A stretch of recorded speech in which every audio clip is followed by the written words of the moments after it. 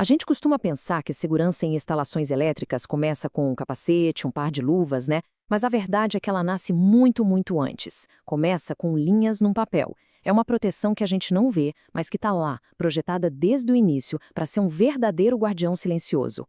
E essa pergunta aqui, ela é o centro de tudo. Parece até estranho pensar nisso, mas a resposta está no poder de um projeto bem feito. Um projeto que pensa lá na frente. Um plano bem executado é a primeira e talvez a mais importante linha de defesa contra os perigos da eletricidade. Funciona como um mapa que guia todo mundo pelo caminho seguro. Bom, e este aqui é o nosso roteiro. A gente vai desvendar, camada por camada, como um bom projeto elétrico constrói a segurança, transformando um documento que parece só técnico num verdadeiro escudo que protege vidas. Para começar, a gente precisa entender uma coisa fundamental. O projeto elétrico não é só um guia para a construção. Ele é a própria base da segurança. O documento mestre que define as regras do jogo para qualquer pessoa que for interagir com aquele sistema. E essa ideia de um guardião silencioso é simplesmente perfeita. Pensa só, ele não faz barulho, não usa uniforme, mas está sempre presente. Cada decisão tomada ali no projeto, sabe? A escolha de um componente, a rota de um cabo, a localização de um painel, tudo isso é uma ação de proteção que vai ecoar por toda a vida útil da instalação. Mas olha só, para esse guardião ser de fato eficaz, ele precisa de autoridade. E essa autoridade, como a gente vê aqui, vem de 3 pilares que são essenciais. Primeiro, a assinatura de um profissional qualificado. Segundo, estar totalmente de acordo com as normas. E terceiro, estar sempre atualizado e acessível. Sem isso, o projeto é só um papel sem poder nenhum. E essa autoridade toda do projeto se torna crucial quando a gente lida com um dos maiores riscos na operação, o controle da corrente elétrica durante uma manutenção.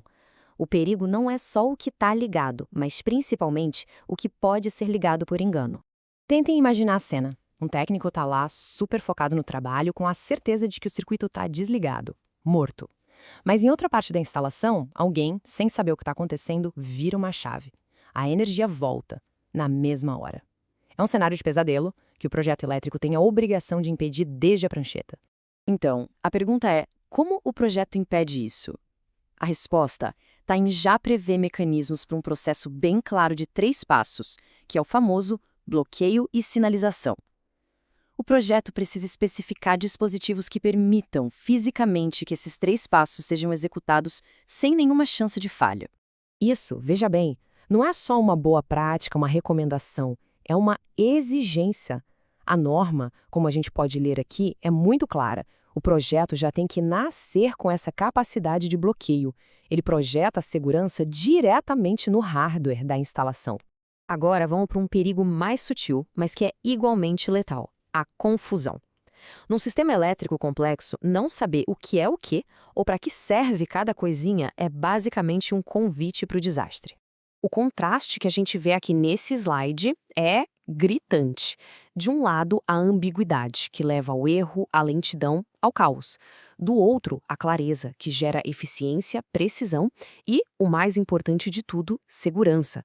A identificação correta é a diferença entre ter o controle e ter uma catástrofe. Para garantir essa clareza toda, o projeto vem com um documento que é fundamental, o Memorial Descritivo. Pensem nele como um manual de instruções definitivo para a segurança daquela instalação. Ele detalha absolutamente tudo, desde as cores dos botões até quem pode ou não pode entrar em certas áreas. A gente já falou sobre desligar a energia e sobre identificar os componentes. Mas e quando a eletricidade simplesmente escapa? Para isso, o projeto constrói uma rede de segurança que é invisível, mas absolutamente vital. Exato! Estamos falando do aterramento. A definição parece simples, mas o papel dele é gigantesco. Ele funciona como uma verdadeira válvula de escape para o sistema. Qualquer corrente de fuga, em vez de passar por uma pessoa, encontra um caminho muito mais fácil, de baixíssima resistência, direto para a terra. É uma proteção que está ali agindo o tempo todo. É importante saber que o aterramento não é só um fio, sabe? É uma estratégia completa pensada em vários níveis. Tem o sistema geral para toda a instalação, tem os aterramentos fixos que já vêm nos equipamentos e, um ponto crucial, tem a previsão de como aplicar um aterramento temporário seguro na hora de fazer a manutenção. E, finalmente, o projeto precisa ir além dos fios e dos circuitos para focar no elemento mais importante e, ao mesmo tempo, mais imprevisível de todos: as pessoas que vão interagir com aquela instalação. Essa frase aqui resume tudo. Um projeto pode ser tecnicamente perfeito, mas se um técnico não consegue alcançar um disjuntor com segurança ou se não tem luz suficiente para ler uma etiqueta, o sistema é inseguro. A segurança precisa ser ergonômica, precisa ser pensada para o uso humano. Então, como o projeto faz isso na prática? Ele pensa no fator humano desde o comecinho. Ele define espaços de trabalho adequados, separa os circuitos para não ter erro, exige uma iluminação que funcione e garante que a posição de trabalho não coloque o profissional em risco. Chegando ao fim da nossa análise, fica muito claro, né? Segurança elétrica não é um acidente feliz. Ela é meticulosamente construída linha por linha lá no projeto. O guardião silencioso é o resultado de um esforço consciente para antecipar todos os riscos e neutralizar cada um deles na origem.